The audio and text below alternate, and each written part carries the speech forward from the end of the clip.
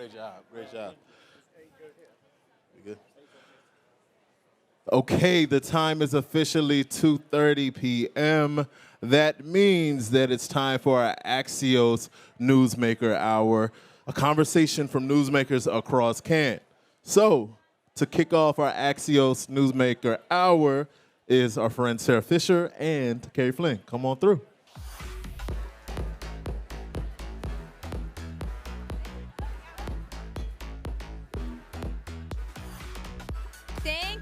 Thank you. All right, everyone, day 3. How are we all feeling? Good?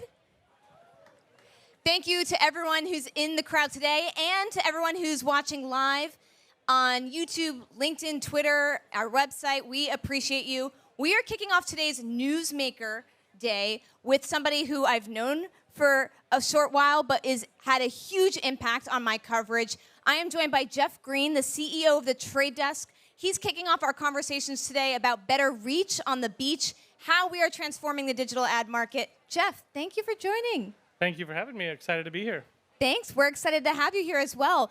This has been a very newsy week for everything that you have going on. Obviously, Trade Desk has been a huge critical supporter, backer of Universal ID, which is a solution for how we're going to target ads in a cookieless future. And we are now seeing the rollout of a European version of Universal ID.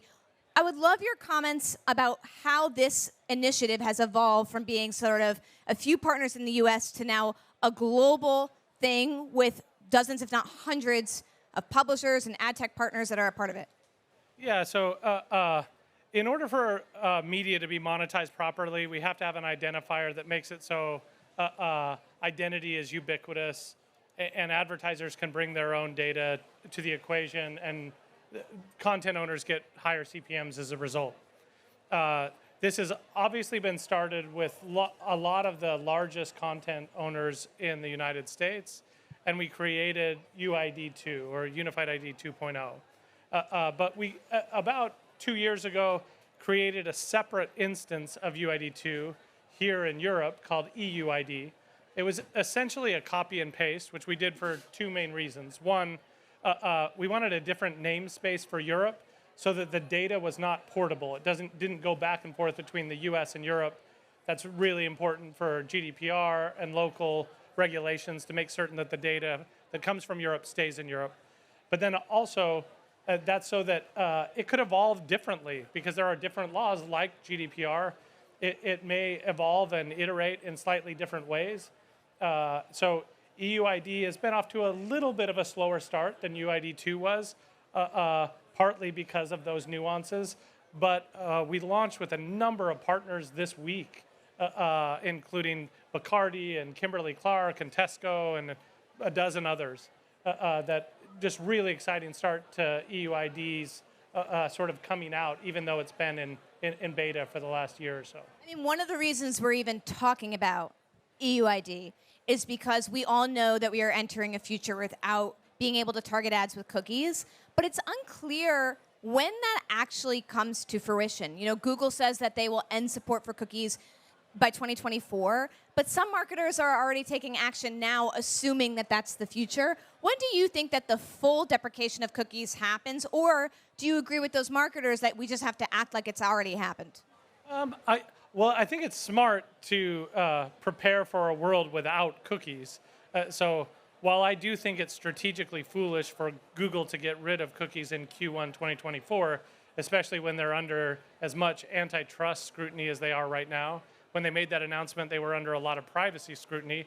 But now the balance between antitrust scrutiny and privacy scrutiny has changed.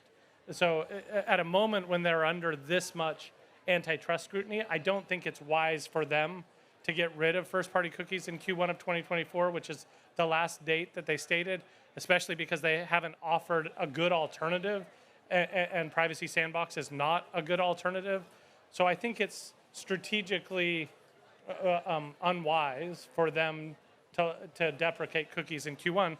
But I also think it's strategically stupid for the rest of us to expect for our plan A to be, oh, well, I just think cookies won't go away, so I won't do anything about it. So the rest of us have to plan and prepare for a world without cookies. Things like UID are a better world anyway, and they transcend the browsing internet, which is the only place where cookies are directly relevant. Especially publishers on the browsing web that have been pretty dependent on cookies, they need to be thinking about authentication strategies and identity strategies that go beyond the cookie. They're the ones, the publishing side of the browsing internet are the ones I'm most worried about, which is part of the reason why I think Gannett filed a lawsuit yesterday. So let's rewind a little bit for those in the audience that might not know, and for those in the live stream that might not know. Trade Desk is one of the largest ad tech firms, publicly traded ad tech firms in the world. Obviously, you compete with the likes of Google and other ad tech platforms. You know, the comment that you made, which was very interesting, was that, you know, strategically, it's foolish to get rid of cookies in 2024 because of antitrust scrutiny, speaking to your point about the Gannett lawsuit. But at the same time, you know, they don't have another alternative to the privacy pressures. So what would you do if you were them? Yeah, if I'm Google, what I'm trying to do is figure out ways to make the marketplace more fair. And I recognize that at Google, they have conflict of interest all over the place. And I'm, of course, taking inventory of the places where I make money and what's existential to my business. So I would recognize that I make a lot of money in search. I make a lot of money in YouTube. I make a lot of money in network. But I don't necessarily have to own all the decisioning. I have to be careful about fairness in decisioning. I have to be careful about opacity in the supply chain between advertisers and publishers, especially when I'm not involved. I have to make certain that I don't have any draconian tactics. And I need to make certain that the market is fair. The auction dynamics have historically not always been fair, especially the Texas Attorney General outlines in great specificity. If half those things are true, they just have a lot of things to fix. So obviously right now, the solution that has been backed by Trade Desk, the Universal ID, why do you think that is a better replacement to cookies? Because some folks would say that that's just a Band-Aid, that that's creating another identifier solution instead of coming up with something that's like completely different, like interest-based targeting or something like that. It is completely different. But the way that we designed this is we started by saying, what would we want as consumers? I want to be able to take my privacy settings with me. I want the right to be forgotten, which is exactly what GDPR created legislation for. I want to understand the quid pro quo that I'm signing up for every time I opt into content. And I want my relationship to be directly with the content providers. If I'm giving my information to Disney, I want to say, okay, Disney, you can have it. I don't want Apple, for instance, to be my intermediary for everything on the internet. I don't want to trust any one player with everything, especially when they give me prompts like, ask this publisher not to track. Like, what does that even mean? I don't really understand that. I think most of us don't understand that, and we are all getting barraged with that question when we come here to Europe. So I want to kind of pivot outside of the regulatory environment, even though I know the Trade Desk plays an important role in that conversation, to what you all are doing on the commercial side of things. You know, we connected around the upfront season, which in the U.S., for our U.S. Folks in the audience and listeners, is a time in the spring where advertisers can meet with publishers to buy inventory ahead of time. And one of the things that we had discussed was that it feels antiquated to buy inventory ahead of time in this 24-hour digital environment. What would be your proposed solution then if we are not going to buy it ahead of time? How would you even go about buying something in real time? Yeah, so I do think we can buy things ahead of time. I just think we need a forward market that's more sophisticated than just handshakes and martini lunches or the way the upfronts have been run historically, which were created in the 1960s. If you think about the way any market has evolved, including things like the stock market looks a lot different now than it did in the 1960s when guys were waving little pieces of paper and yelling at each other. The upfronts has not changed enough in that time. So what we have right now in digital is we have a very sophisticated spot market where advertisers can bring data to the equation, it can bring data to bear, and CPMs go up, publishers get paid a lot more, and programmatic has really shown the power of data in the advertising ecosystem and the power of personalization. As an industry, there's a really difficult task into taking that to a forward market because of the fact that when you're buying one impression at a time, you're betting fractions of a penny every time you buy something. But in the forward market, you're often committing millions. And historically, that has meant that you're giving away decisioning to the sell side. Can you quickly just define, for those of the audience that might not know it as well, what is a spot market versus a forward market? Yeah, spot market just means that it's transacting in real time. So it's happening at this very moment on the spot. Go ahead. So in trying to transact in this moment, at the very moment that you're doing it, what is sort of like the downside and the upside to doing that? And what would be the downside and the upside to a forward market? Yeah, so the downside to the spot market, if you're looking from a whole ecosystem, is that the publisher doesn't have any reassurance of what they're going to get. You run an auction on Hulu, and in less than 1/10 of 1 second, you'll find out what the highest bid is. So you have to make decisions in less than 1 second about who you're going to sell it to, and then only then do you learn what you're going to get as a content owner. So that can be anxiety producing if you're trying to manage yield, make sure that you sell everything. But the disadvantage right now to buying it on an upfront basis is that because there's not a good mechanism for advertisers to decide what they want in advance, you essentially just hand over your budget and a large commitment to a publisher, and then they decide which ones you get. Because you're handing over decisioning, you effectively get a discount. So the advertiser's paying much less on a CPM basis for that commitment. So the publisher, unfortunately, has to trade off between either high CPMs with lots of uncertainty in terms of fill and what they're going to actually sell, and the certainty which comes with much lower CPMs.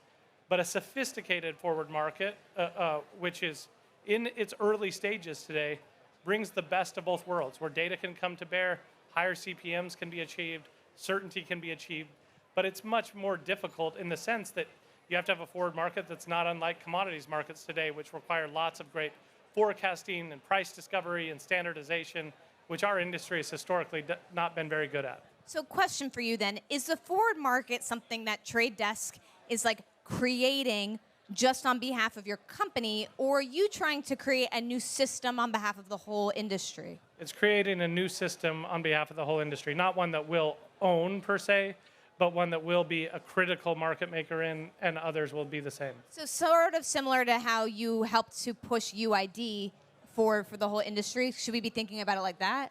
Exactly. So, there, in most ecosystems, there's closed options and then there's open, right? So like Apple is a closed operating system, and whether you're comparing desktop to Windows, which is an open ecosystem, or the mobile iOS to Android. Android and Windows represent the open ecosystems, and Apple represents the closed ecosystem. We're just consistently the advocates for an open ecosystem where competition thrives and that creates a better market. We think that that's critically important for advertising because advertising represents sort of a greater percentage of the equation of success as we look towards the future than it has in the past. So the difference between a company succeeding and failing is often how well it advertises and markets. That's always been true, but that's becoming increasingly true as the barriers to entry into business continue to go down. And what do you mean by the business? You mean any type of business or digital businesses? No, any type of business. So, you look at like cloud storage and like there were companies like Box and Dropbox and hundreds of others that were all competing. Marketing, brand recognition, that's what distinguished those handful that survived and did really well. And even if that's marketing feature sets, It's getting the word out about that feature set and then getting growth and critical mass. More and more businesses are dependent upon how well they market. It's not as hard to make shoes anymore. It's harder to market them. It's harder to distinguish them from others. There's more brand lines than we've ever had in almost every category. The difference between success and failure is increasingly determined by advertising and marketing. So let's go back to this idea of the forward market, something that you're pioneering and pushing forward, but that you expect the entire industry, you would hope to one day adopt. The problem with that, the pushback that I would give you is that in order for a publisher to participate in something like that, and I think this is why they historically have not, they would need to have a pretty good sense of what their inventory is going to look like. And if we've seen anything from the writer's strike this past summer, that's really hard, especially for like big TV networks, to be able to accurately forecast, measure, predict, and then transact on ahead of time. So how would you address that? Do you agree that that's a problem? I do think some of the volatility is a problem, but it's more predictable than it's been in the past. Why? Well, simply because we have more data and analytics. We didn't know how many people were going to show up. We also, our methods of measuring were not good in the past. So when you add greater sophistication in the way that we measure, a greater ability to predict that, way more signal to predict that, we're in a better position to create certainty around that than we've ever been. But also, markets don't get rid of uncertainty. Like, is there more or less uncertainty in the financial markets than there was before? No, I would argue there's more, but it doesn't mean that we don't get better at price discovery. It doesn't mean that markets don't get more sophisticated, and it certainly doesn't mean we avoid the creation of forward markets, because they've existed for hundreds of years in pretty much every industry, including advertising. It's just they get more sophisticated over time in order to capture price and value and transact more effectively. So question for you. This was something that we talked about a few months ago, probably around February or March. The upfronts happened around May. We're now in the summer. When do you think real serious adoption of this type of forward market actually happens? Is it happening now? Is it getting to be, in full swing by the end of the year? What's the prediction there? Well, I don't. It's hard to define what full swing is, in the sense that if you mean the majority of upfront purchases, I think we're a few years away from the majority of upfront purchases being that way. But given that it represents hundreds of billions of dollars around the world, there's lots of opportunities for growth as we see just up and to the right transactions, and that's happening now. How are you making that happen? Are you going to publishers individually and doing an education campaign? And if so, what's the feedback that you're getting from them about why they can't move fast? Well, it's a lot of building trust. Like, price discovery and building trust are a pair. They're a combo. So creating price discovery that is not just pennies at a time, but millions of dollars of commitments, just takes time. And you've also got to get visibility. You need people to understand what they're buying and selling. And there's a bunch of work to be done on that to make the market just continue to improve on its consistency and integrity, so that people can take greater risk. So the challenge, I would imagine, then, is that, let's say you're taking the risk, you're buying into a forward market with a publisher, and you are hoping that they have strong enough forecasting and measurement to be able to fulfill your forward market commitment or buy, but they don't. Is there any way that the person who is, or the advertiser that's trying to make this bet on a forward market buy, can ensure that they're not taking so big of a risk that they're going to just lose all of their money? Yeah, so in commodities markets, there's a concept of true-ups, where if delivery doesn't happen for whatever reason, because you're buying sometimes long in advance, then you define in advance what the penalty would be for not complying with the contract, essentially, in the forward contract. The same mechanisms can exist here. So part of the way you manage the uncertainty is say, hey, if we're wrong, what happens? And you just define it in advance. And honestly, that's been one of the problems with the upfronts and buying in advance in television, is a lot of the way we've dealt with that in years past, especially in linear or broadcast traditional television, has been, if we're wrong, we'll figure it out. And then you kind of negotiate after the fact. And you've been pretty dependent on maintaining the relationship because it was controlled by so few people. As this gets bigger and as the world of advertising gets more fragmented, as connected television becomes more accessible to SMBs than traditional television ever was, it's not really possible. It's not really the way you want to do it to create price discovery and accountability, but it's also not the way to scale. You just mentioned connected TV. Like, to what extent does this idea of a forward market rely upon us being a more digitally savvy connected TV industry as opposed to a linear TV industry? Because part of this assumption is that we have better measurement, we have better forecasting because of data. That's a streaming thing. Yeah, it's 100% dependent on the move to CTV. So this sophisticated forward market that I'm describing is really for CTV or fully addressable advertising, to be more specific, and really nowhere else. So now that we've gone through some of that wonky stuff, let's go to some of the sexy wonky stuff, which is the topic that we've been talking about all week, which is AI. Obviously, there's a lot of uncertainty amongst advertisers about to what extent AI can be a change maker for the positive or for the negative. I would love to understand how the Trade Desk is thinking about it and how you're incorporating AI into your forward market thinking, but also just the company. Yeah, so first, I don't know that there has been a topic, at least in the history of the Trade Desk, that is more hyped than the current state of AI. And I think in my entire career, its only rival is the .com era, where everybody thought that anything that was .com was going to mint money. It turns out there were some amazing money makers in the group, but most things that had .com associated with them weren't successful. I feel like the same thing is happening a bit with AI, where everybody's racing to say they're doing something in AI. And ChatGPT in particular has created lots of conversation. And because people for the first time saw GPT in action, people assume that's what all AI looks like. And that is not what all AI looks like. And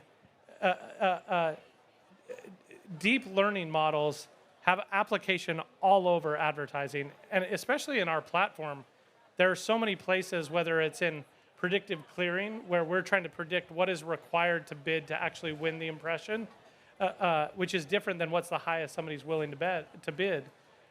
We've been running that with AI models for over the last year. It's just one of the examples, but our bidder has AI attached to it, where basically all the covariance is picked up from AI.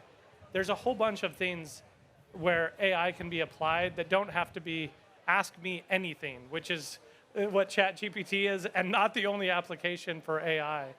But Jeff, that's not the sexy thing. That's true. Right? Jeff Green, so much that we went over today. And like I said at the top, this is a topic that's so near and dear to my heart, covering media and advertising. So I'm glad that we got to have a conversation on the beach today. European Universal ID coming to market now, very timely that we're here in France.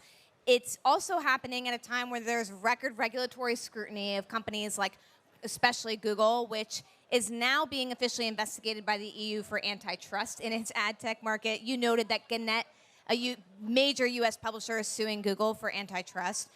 In the response sort of to that dominance, for this conversation is transparency. One of the things I asked you what Google should do to balance these two competing pressures of privacy and antitrust, you said, was to be more transparent, less opaque in the supply chain. I think when we talk about sophistication in advertising, your solution that you're backing right now is this idea of a forward market, which is different from a spot market, where you're just sort of buying things in real time. It doesn't give publishers enough time to really optimize for the best deal and outcome for them. And that's really about eliminating uncertainty for them. We talked about how do you hold people accountable if they don't actually meet the marketers what they need. And you said, look, we've seen this in commodity markets. You can just offer them a true-up or some sort of contract in advance of what they would be owed. The big picture here, though, is that a forward market and all of these advances in TV buying are really dependent on TV going to digital and CTV, connected television, becoming a full-time reality. Last thing we had to talk about AI. You said it might be one of the most hyped topics in the history of the trade desk, maybe only rivaling the dot-com bubble. But it doesn't mean that you're ignoring it. It just means that you're not necessarily having to always do the ChatGPT sexy thing of the moment. Jeff Green of Trade Desk, thank you so much for joining us today. Thank you so much. And I'm now very pleased to be introducing my colleague, our publisher, Nick Johnson, who will be having a conversation with Integral Ad Science, who, by the way, has made this entire segment possible. Thank you all. Thank you. Hello, hello. Sara, thank you.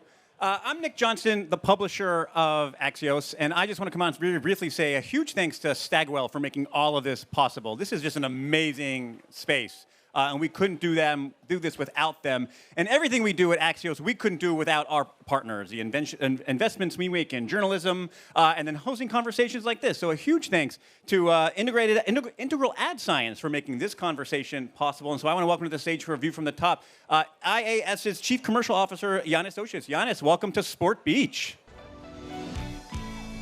Good to see you. So let's start big picture, maybe. For folks who may not be familiar with you or your company, give us your elevator pitch. Like, what are you doing here? What are you talking about? Great. First of all, great to be here. Beautiful location to be with all of you. So Integral Ad Science is a leading media measurement and optimization platform. So what we do is we provide the most actionable data to help deliver superior results for both advertisers and publishers and platforms. At the end of the day, no matter where ads are run, we want to make sure that they are viewed by real people in a brand-safe and suitable environment. And in doing so, we want to deliver better ROI for advertisers and better return on investment for publishers.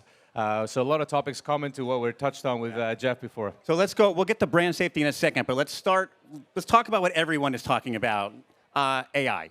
How do you view it from your vantage point, and how does it fit into the results you're trying to drive? Yeah, AI is obviously something that I've been hearing about so much here in Cannes, a very big topic of discussion.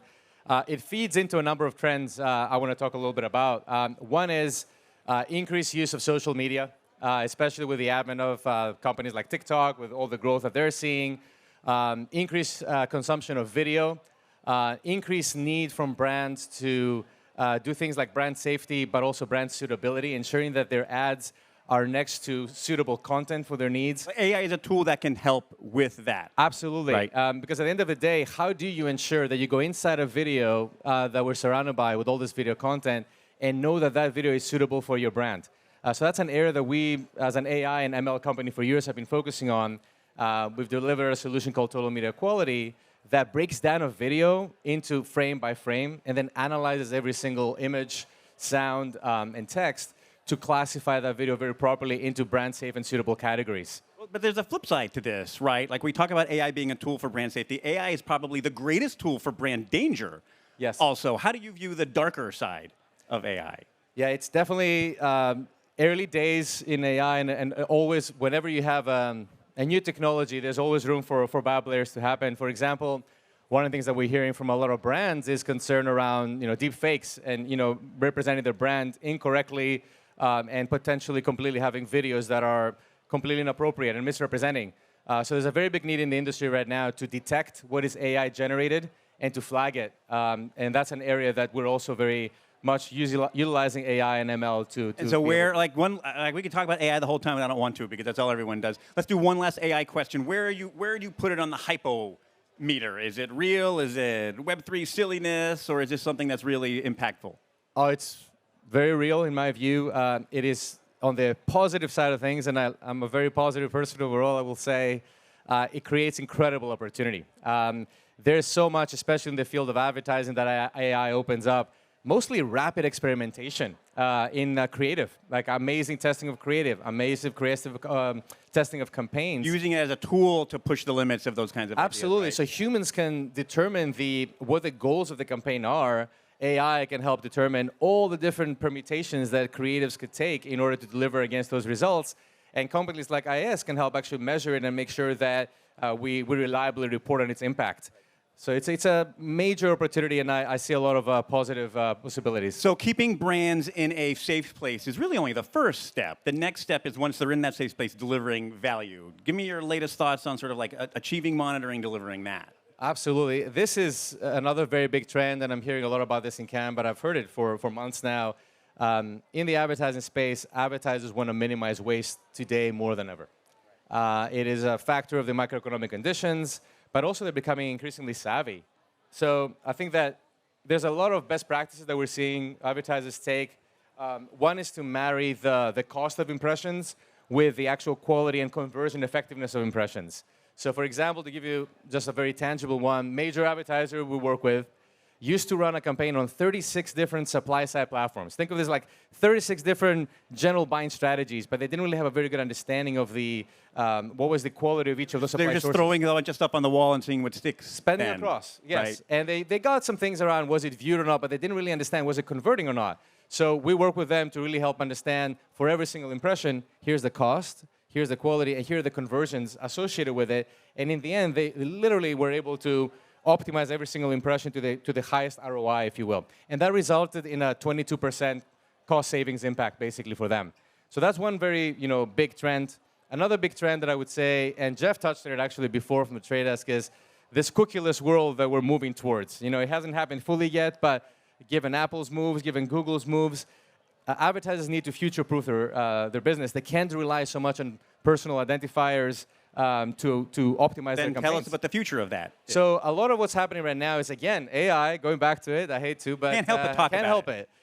Natural language processing is a very big trend right now around analyzing the content on a page and reading it almost like a human so that you can understand what is the context of the page. Even if I know nothing about you as an individual, I may really understand the context of this particular page, and that can lead to a lot of good performance for advertising. So what we're doing at IAS is developing more than 600 of those contextual segments and helping advertisers expand to those segments, get more reach, and increase the ROI. And this is, I think we talked about this a little bit before, this is a little more digging into the profile of the human on the other side that is more than just like a browsing history. Yes, exactly. And it's less about who the person is and who they live. It's what is the content that they're consuming, understanding that content, and then being able to optimize your advertising based on that content. So it's privacy, favorable, like it's abiding by the rules of privacy, but it also gives you really good insight as to what is most likely to convert. And is this also understanding a little more about content consumption, right? We've all done one search just to look at something, and then now everything we get is just on that. Like Exactly. I look up one Taylor Swift photo, and now I got to buy Taylor Swift tickets forever. That's exactly right. Humans are much more interested in that. And sometimes advertising just follows you around, actually even after you've purchased the bag that you looked at once. But I think it's really important because one of the things that we do is we try to identify segments that may not be as obvious that advertisers need to consider because they may not have gone to express that particular intent. But if you get them with advertisements there, you may significantly increase your audience. It's a little more nuanced view than just individual web pages you may have happened. Exactly. Or just give you a tangible example. Auto manufacturer may want to go to auto sites to advertise. That's obvious. But what about a life stage? You maybe just had a baby, and therefore you're looking for a new car for your growing family. Right. That's a great example of you've never told me about this, but we can get to that content for you to create a very valuable experience for an advertiser. So the next piece of this, I think we're like walking down this path of how it works, is attention. Right, like capturing attention and delivering attention. Give me a 30,000-foot view of that issue. Attention is another very big trend today because, again, it fits into this general pattern of advertisers wanting to deliver results. They don't want to just spend money for ads to be viewed. They want to know that ads actually were not just and the next step beyond attention, but engagement. Engagement, even, right? And even beyond engagement, to be honest, like they were clicked on, and then purchases happen, like outcomes happen for the brand. So I think it's very important, and IS, that's the opinion of the company too, like to tie attention to measurable outcomes. And we've been spending a lot of time analyzing millions and millions of data points, and realize that there's at least 3 big factors that you need to consider when you think about the attention of an ad. One of them is the visibility. Was it viewed, time in view? The second one is the environment. How much density is around the ad? Like, what is it competing with? And then a third one is just flooding the zone with as many as possible, but understanding that entire ecosystem. Exactly. You may be, many seconds in view in a page, but there's 10 ads, and your ad is not going to get a lot of attention. And then a third one is interaction. Did you actually hover over it? Did you play it? Did you engage? And then we're also working with a company called Lumen, which is an eye tracking company, to literally track the eye movement. I love eye tracking studies. To see how eyes move, you can learn a lot. Yes, it's incredible, like what you can do there. So imagine those 4 different signals. Each of them can help different aspects of the advertising experience. Some can help the creative team create better ads, maybe the interaction side. Some can help the team that's more looking at reach, more maybe the visibility side. But by and large, I think it's a very important area to focus on, and I think this year is a year where a lot of that will be defined, and advertisers will become increasingly confident in this that. This gets to the bottom line, which is value. At the end right? of the day, like delivering actual value. And you touched on a little of this. Is like, how do you measure that and ensure that you're delivering the most value? What are the inputs that go into that kind of? Yeah, I mean, in the case of attention, it's like, a lot of the things that I mentioned, like the viewability, was the ad viewed, the environment that the ad is in, and then the interaction against it. But then that's like just the measurement side. The other side of this is the optimization side. Measurement tells you what happened after the fact. Optimization actually helps you optimize your ads even before they run. So I see a future where increasingly, and we do that with other formats, increasingly attention will be something that you can optimize going to DSPs like the Trade Desk and being able to actually buy programmatically that way. So we're running up against the clock. We could do this for another hour out here and sweating. But I do want to really quickly, with the speed this is moving, with the rise of AI, like in having conversations with you, you have a startup mentality, but you work in a giant corporation. How do you square that circle? Yeah, actually, it was a bit of an accident. I was a startup person for 10 years, and then the company I was working at was acquired by Yahoo and started working in large companies, and I really found a niche there. I actually really enjoy being a startup person in a bigger company, and the reason I really enjoy that is that I believe there's so much room for innovation inside bigger companies that startups can bring into the company. And to me, the key to that is there's a lot of creativity in companies. There's no lack of that. But there's a jump that needs to happen between something being creative and something being innovative. Creative means it's a good idea. Innovative means that idea delivers a lot of outcomes. It delivers a lot of scale. So a lot of the things that I try to do inside companies is build this very rapid experimentation loop.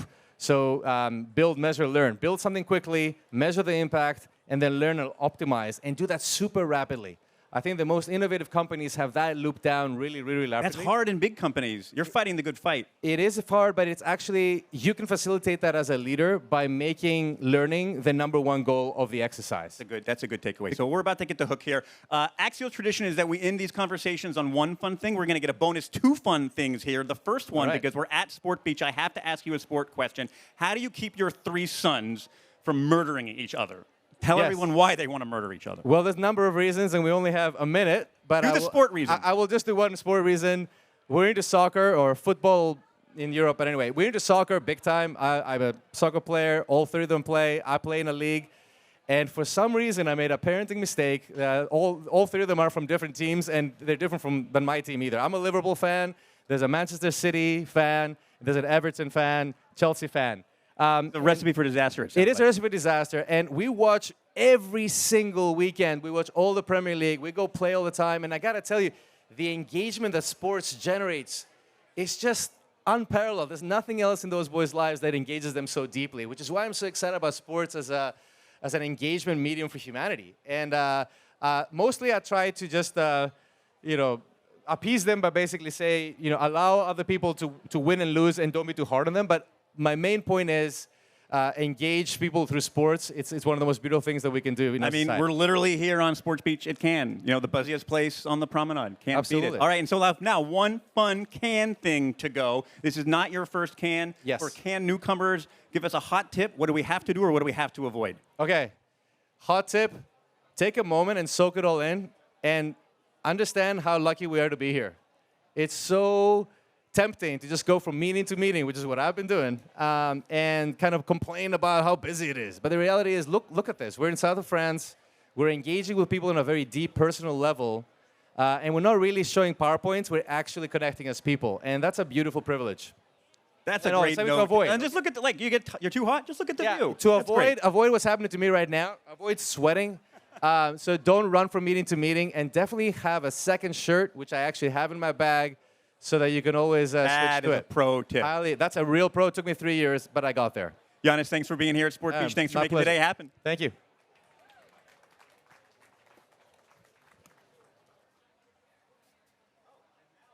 To the stage. Sara, they cut my mic. Sara Fischer, come on back. Thank you, Nick. All right, guys. How we doing? Woo! Thank you again to everyone who's in the audience and to everyone who's watching on YouTube, on Twitter, on LinkedIn, on Facebook, on our website, on all of our social channels. I am so lucky to be here with Dan Callahan, who is the Senior Vice President for Data Strategy, Sales Innovation for Fox Sports. Dan, thank you for making some time. Pleasure to be here. Thank you for having me. Pleasure's all mine. We got a little fan club over here.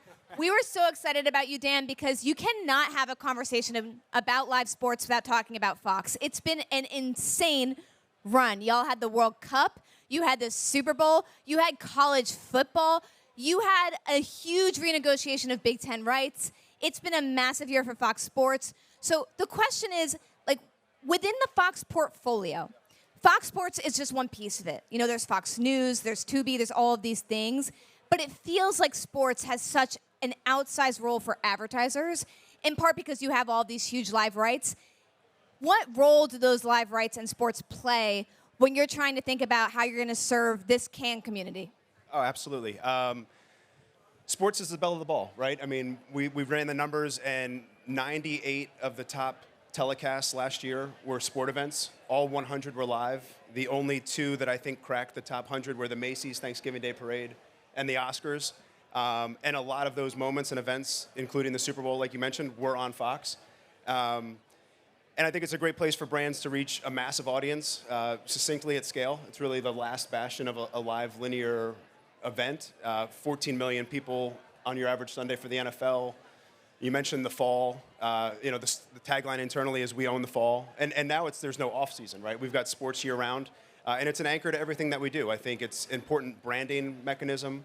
I think it's an important place for advertisers to mass market their stuff, and then we get into, like you said, the rest of the portfolio are great digital assets, and we can unlock and do a lot of the programmatic and the targeting capabilities that Jeff and Yannis were just talking about. So question for you. You just mentioned that number, 14 million people on average watching NFL on Sunday, which is extraordinary, by the way. But how long do you think that's realistically going to be? Because, you know, you see reports that ESPN is planning to potentially go direct to consumer. You're seeing big streamers like Amazon pick up rights to bring NFL games exclusively to streaming. How long can Fox Sports rely on that being a linear TV game? We're hoping for at least the next 10 years. But no, I think it shows the stability and the strength of it, that it has maintained the audience and the viewership. And I think, if anything, that is what is maintaining the power of the linear portfolio and the linear offering to both the audiences and the brands that advertise with us there. And I think it's a testament that the streamers want the sports rights because they recognize the significance and the importance of having that as part of the portfolio. So obviously, Fox has a huge portfolio in terms of streaming. You have Tubi, which is one of the fastest growing free ad-supported streaming services. But still, there's a reason, I think, too, that the commissioners of these leagues are continuing to put their content, their precious live sports content, on live television, on linear TV. What do you think is the upside versus streaming? I mean, I think that when you look at the size and the scale of the audience, even some of our entertainment programming, I mean, that is now teetering at sort of 60-40. So there still is 60% of the viewership happening in that linear environment. You know, you talk to different research people in the industry that I respect, and they've got different, dates that pendulum continues to shift, and maybe the digital portion becomes the larger, share shifts the impressions.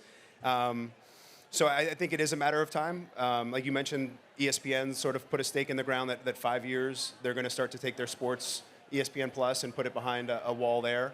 I think I look at the portfolio, and I'm excited about that as a salesperson, that we've got Tubi and we've got places to move these sports rights at the right time. But the financials of it, linear is still that, opportunity for everybody.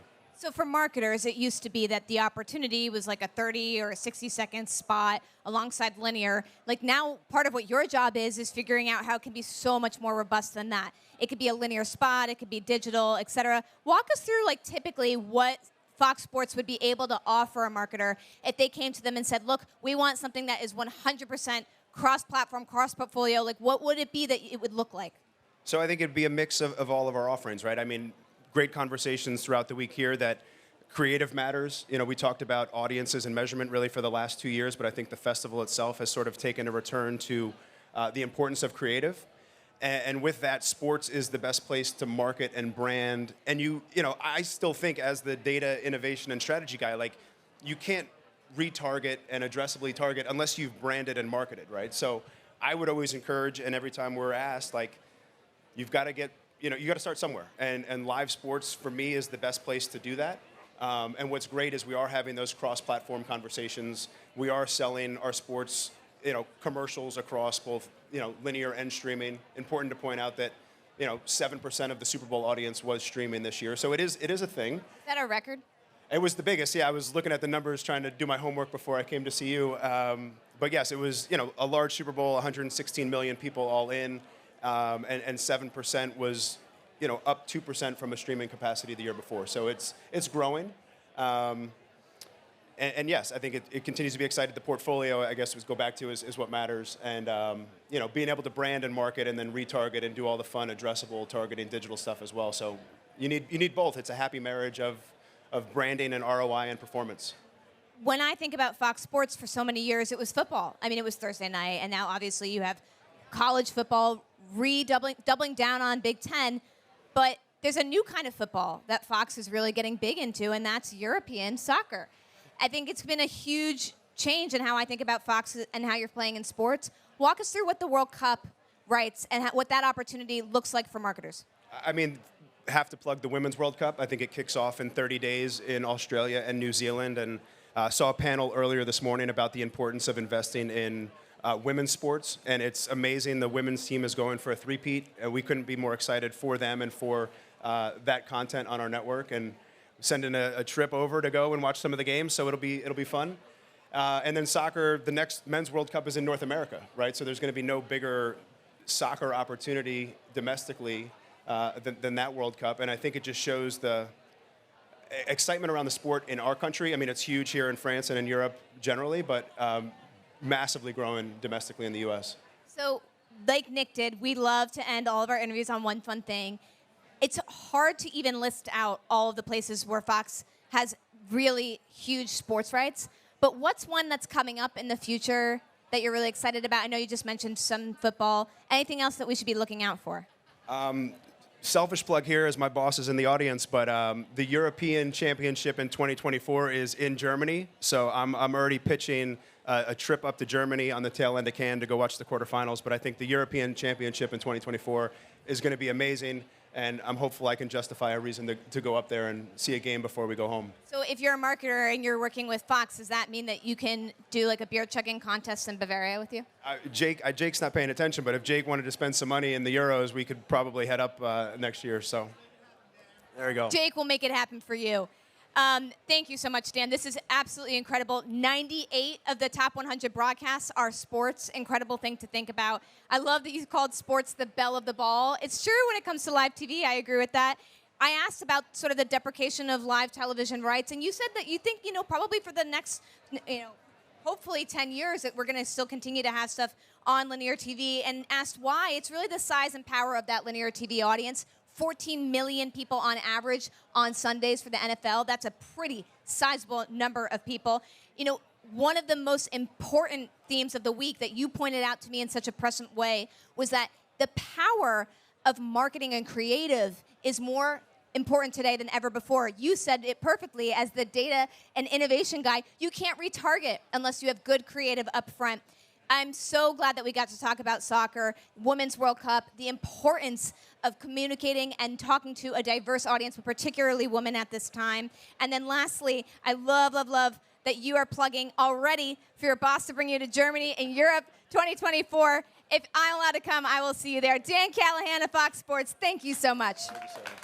And now, please welcome my colleague, the fantastic media reporter, Kerry Flynn.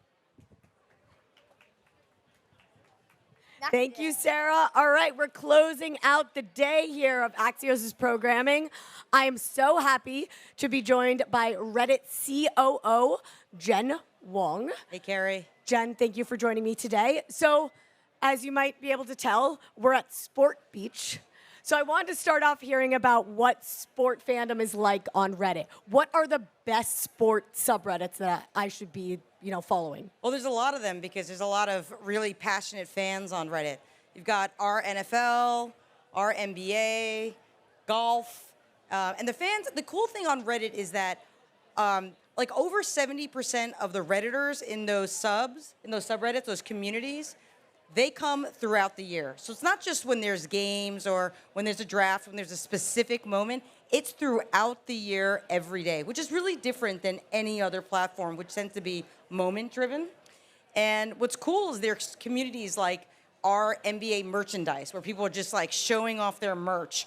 Or there's, even in our NBA, it's not just about like the players in the game. You've got like people who are hosting events around championships. You've got like, how do I get my kid excited about NBA? Like all kinds of different things, which is really, really amazing. I can personally attest to the fact that I spend all year round on some of those subreddits you mentioned. So tell me, we're at Cannes, obviously all about ads, money flowing in. So how do brands participate in some of those communities you're talking about? Yeah, so on Reddit, we're organized by over 100,000 communities. Every topic on the planet, every league, team. You could possibly imagine cricket, AFL in Australia, you name it, it's there. And what's amazing is that advertisers can come on and target based on your interest and find people in the middle of the conversation. So right when somebody's having a conversation, you can target based on their interest. They can target based on keywords. That's something new that we launched. And it's very, very special because everybody on Reddit is seeking information. They're looking to hang out with other fans, learn something new, get a question answered. Really, really different. It's not endlessly scrolling. It's a very deep, kind of dive that people go into. Well, I'm curious though, again, as a Reddit user, these communities are really passionate, right? How do these brands not be icky on the platform? How do you balance participating in those conversations without making those subreddits feel really commercialized? Yeah, it's a great question. What's important on Reddit is one of the most human platforms in that it's humans, individuals talking to each other. And so what's important from a brand perspective is to show up in that way, right? Show up in a way that normal humans would behave. You wouldn't walk into somebody's community and start shilling immediately, right? That's not, no, you would go in and you'd have a conversation, you'd listen, you'd know the vernacular, you'd learn how to show up. And it's our job to help brands learn and listen and understand how to show up. And when they do, it's incredible. The research shows that when a brand shows up on Reddit, basically Redditors respect that brand more, they trust that brand more, and they actually become more brand loyal. And the reason why is because they love that the brands showed up in Reddit in a space that they trust and in communities that are important to them. So it's actually the opposite. There's I think a myth that because communities are so tight and they're so passionate that they don't want, that brands are interlopers. It's actually not true. The opposite is true. In fact, if you look at Reddit, 94% of Redditors, they're on Reddit looking for information and actually looking for recommendations on what to buy, what service to use, and information that basically leads to some sort of transaction or decision. It's very natural on Reddit. In fact, during the time here at Cannes, 18 million personalized recommendations will be generated on Reddit. It's mind-blowing. Mind-blowing. Yeah. I am contributing to those, for sure. So speaking of passion, we're using that word a lot today. There's been a lot of, you could say, passionate action happening on Reddit recently. Sure. So in addition to advertising, Reddit is now looking to make money off of essentially its data. It's their API, if you know what that means. And that caused some backlash, and certain subreddits decided to go dark for 48 hours. Certain subreddits that I subscribe to. It was madness on my feed.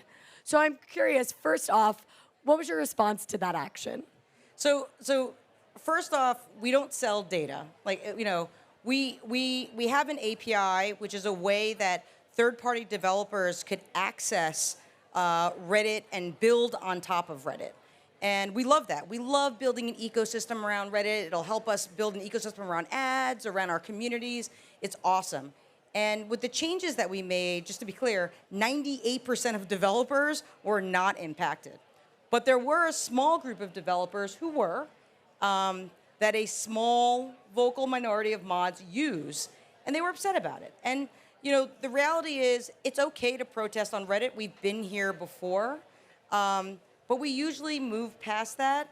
And it just, for us, it really shows how passionate people are about the platform.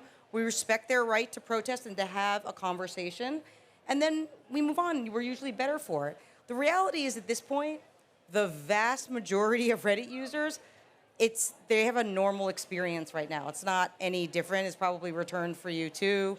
And the fact is, users, they want to use Reddit. Mods, most of our mods, they want to mod Reddit. For the handful of mods who were protesting, we heard you. I think that's something that we respect. We're very different than other platforms because we allow that. But the reality is, we're mostly past that. And we learn from it, and then we move on, and we're better for it. So, it's Reddit. It's probably the only place on the internet where you can have that level of discourse. So, we take it as a appreciation and view it positively in that people care enough to actually protest things.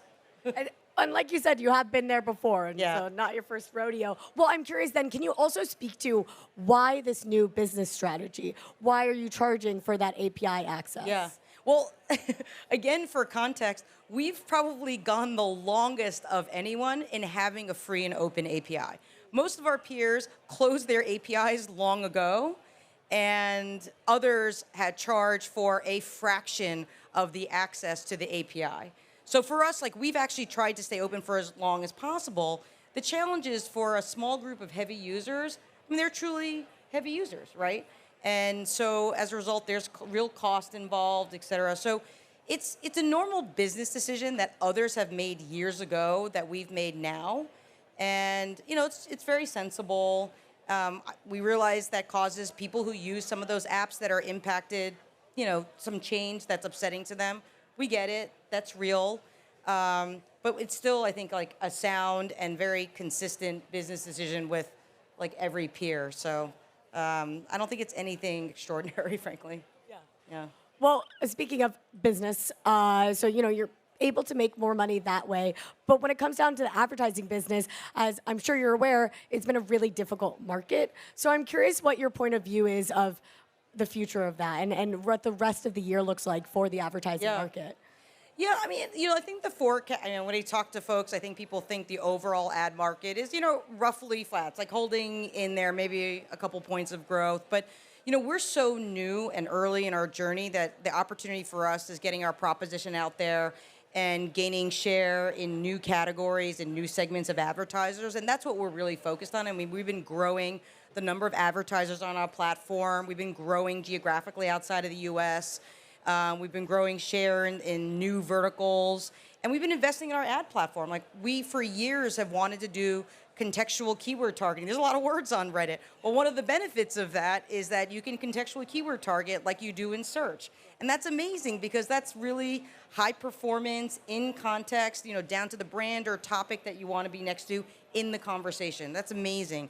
Or for years, we wanted to do product ads. We finally released that where, we play this role in the consumer decision journey where it's okay, I want to know what real people think about this vacuum or this car. It's a very important pivotal point. And now, because people are actually talking about products and services in that moment, we can actually have an ad that corresponds to it. And that just makes a lot of sense. So we're excited about that. And we're also really evolving the platform to have a space organically for businesses and entities beyond individuals. Because Reddit today, the users are mostly people. But we think there's a lot of room for businesses and entities to be on the platform, not necessarily just with advertising, but to be involved in the conversation organically. We're creating a space for that, which I'm really, really excited about. Reddit, never Leagues, boring. teams. There's so much going on behind the scenes in addition to what I see every day on there. Jen, thank you so much for taking the time to chat with me today. And thank you so much to our partner, Integral Ad Science. They're the reason we were able to put on these lovely conversations today. Follow us for more content tomorrow here at Sport Beach and read us every day, all day, Axios.com. Thanks so much. Thanks, Kerry.